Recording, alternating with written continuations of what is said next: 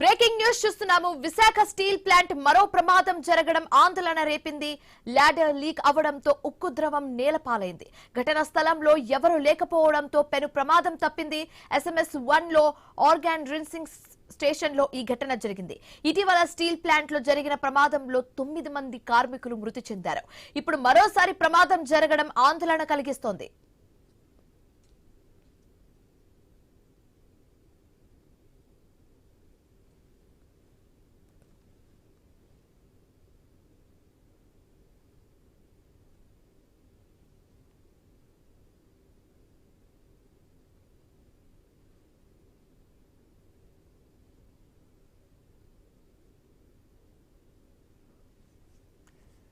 Visakha steel plant లో మరో ప్రమాదం జరగడం ఆందోళన రేపింది. ల్యాడర్ లీక్ అవడంతో ఉక్కు ద్రవం నేలపాలైంది. ఘటన స్థలంలో ఎవరూ లేకపోవడంతో పెను ప్రమాదం తప్పింది. SMS 1 లో ఆర్గాన్ రిన్సింగ్ స్టేషన్ లో ఈ ఘటన జరిగింది. ఇటీవల స్టీల్ ప్లాంట్ లో జరిగిన ప్రమాదంలో 9 మంది కార్మికులు మృతి చెందారు. ఇప్పుడు మరోసారి ప్రమాదం జరగడం ఆందోళన కలిగిస్తోంది.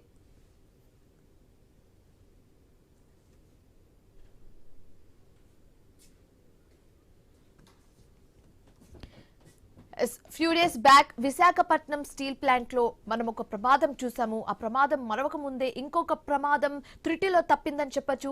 విశాఖ స్టీల్ ప్లాంట్ లో మరో ప్రమాదం జరగడం ఇప్పుడు ఆందోళన కలిగిస్తుంది. ల్యాడర్ లీక్ అవ్వడంతో ఉక్కు ద్రవం నేలపాలైంది. అయితే ఘటన స్థలంలో ఎవరు లేకపోవడంతో అందరూ ఊపిరి పీల్చుకున్నారు. SMS 1 లో ఆర్గానిక్ రిన్సింగ్ స్టేషన్ లో ఈ ఘటన జరిగింది.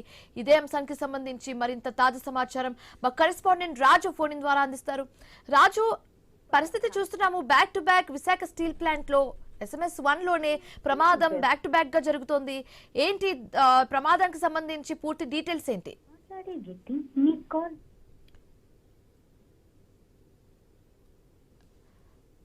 Yes right, Visakha steel plant లో మరో ప్రమాదం జరగడం ఆందోళన కలిగిస్తుంది.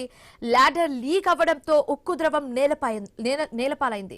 ఎస్, మన అందరికీ తెలుసు, ఒక 2-3 days back Visakha steel plant SMS 1 లోనే ఒక ఘోర ప్రమాదం జరిగింది. ఆ ప్రమాదంలో కంప్లీట్ గా ఒక 9 మంది కార్మికులు మృతి చెందారు. ఆ ఘటన మరొక ముందే ఇప్పుడు అదే SMS 1 లో మరో ప్రమాదం జరిగిందని చెప్పొచ్చు. కానీ అక్కడ ఎవరు లేకపోవడంతో, ఎలాంటి ప్రాణహాని జరగకపోవడంతో అందరూ కూడా ఊపిరి పీల్చుకున్నారు.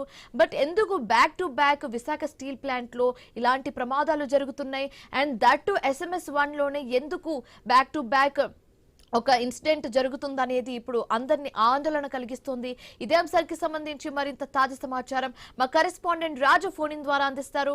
రాజు, బ్యాక్ టు బ్యాక్ మనం చాలా ఇన్సిడెంట్స్ చూస్తున్నాము విశాఖ స్టీల్ ప్లాంట్ లో, అండ్ అది కూడా SMS 1 లో అయితే బ్యాక్ టు బ్యాక్ ఇన్సిడెంట్స్ ని మనం చూస్తున్నాము. ఎక్కడ లూప్ హోల్ ఉంది?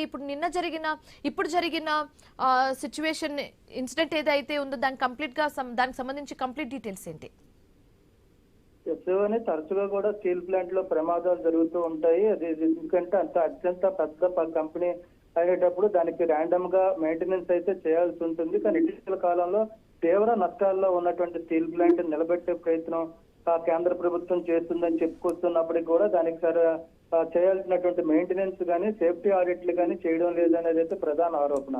ఈ నేపథ్యంలోనే గత 3 రోజుల క్రితం జరిగినటువంటి ప్రమాదంలో 8 మంది మృతి చెందారు. అదేవిధంగా 9 మంది మృతి చెందారు. ఇంకా 5గురు అయితే ఆసుపత్రిలో చికిత్స పొందుతున్నారు. గత ఏడాది దాదాపు 14 నెలల క్రితం కూడా ఇలాంటి ప్రమాదం జరిగింది.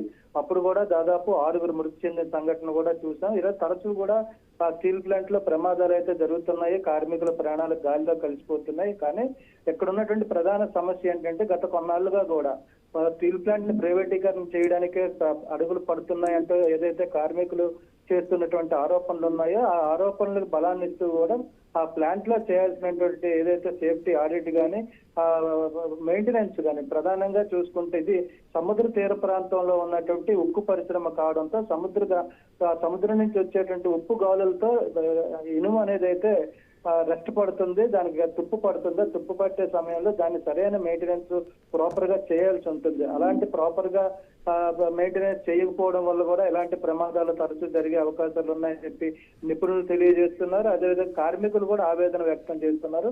ఈ నేపథ్యంలో ఈ రోజు మళ్ళీ కూడా SMS బ్లాక్లు అంటే మొత్తం 3 బ్లాక్లు ఉంటాయి. 3 బ్లాకుల్లో 6 డిపార్ట్మెంట్లు ఉంటాయి. అలాంటిది ఈ రోజు మొన్న జరిగినటువంటి SMS బ్లాక్ లో CCD డిపార్ట్మెంట్ లో ప్రమాదం జరిగింది. ఈ రోజు కూడా మళ్ళీ అక్కడే జరిగినట్టుగా తెలుస్తుంది. అంటే గత 2 రోజులుగా కూడా ఏదైతే ప్రమాదం జరిగిందో ఆ ప్రాంతంలో మెయింటెనెన్స్ అంటే వర్క్ స్టార్ట్ అవ్వలేదు. SMS బ్లాక్ 2, 3 లో అయితే పనులు చేస్తామని చెప్పి కార్మికులు చెప్తున్నారు. ఇప్పుడు జరిగినటువంటి ఆ ప్రమాదం కూడా మళ్ళీ SMS 1 లోనే జరిగినట్టుగా తెలుస్తుంది. అయితే దీనికి సంబంధించి అక్కడ పనులు పునరుద్ధరణ చేసే కార్యక్రమాల్లో భాగంగా ఈ రోజు ప్రమాదం అయితే జరిగి ఉండొచ్చు అనేది అనుమానం వ్యక్తం అవుతుంది. ముఖ్యంగా గత 3 రోజులుగా కూడా SMS 2, 3 లోనే పనులు జరుగుతున్నాయి. SMS 1 అయితే ఆపడం జరిగింది. మరి ఈ రోజు కూడా మళ్ళీ SMS 1 లో ప్రమాదం జరిగింది అనే సందర్భంలో ఒకవేళ తిరిగి దాన్ని పునరుద్ధరించే కార్యక్రమంలో భాగంగా ఈ రోజు ప్రమాదం జరిగి ఉండొచ్చు అనేది అయితే తెలుస్తుంది.